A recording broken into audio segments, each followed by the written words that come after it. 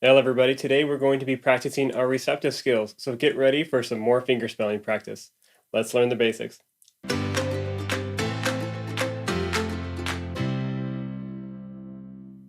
So today we're going to be doing some more fingerspelling practice, and actually today's video is the 5th installment in a fingerspelling practice series.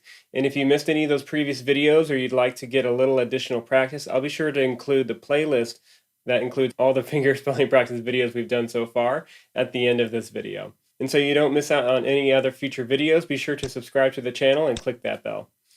And as always, we will be doing 3 names at 3 different speeds, and I'll also include the answers to all 3 names at the end of this video, so you can check to see if you got your answers right. So without any further ado, here are the 3 names.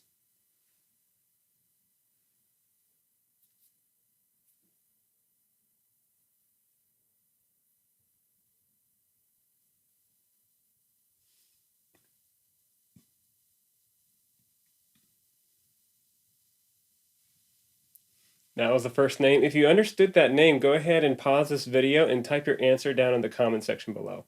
Now for the second name.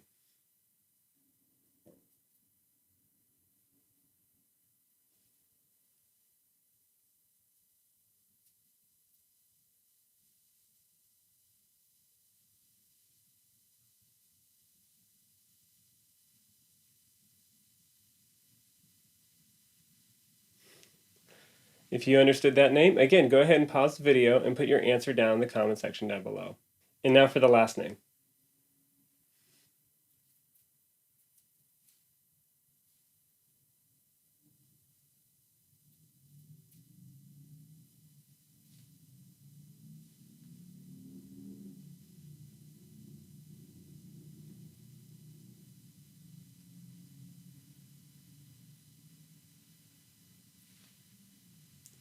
If you understood that name, go ahead and put your answer down in the comment section below.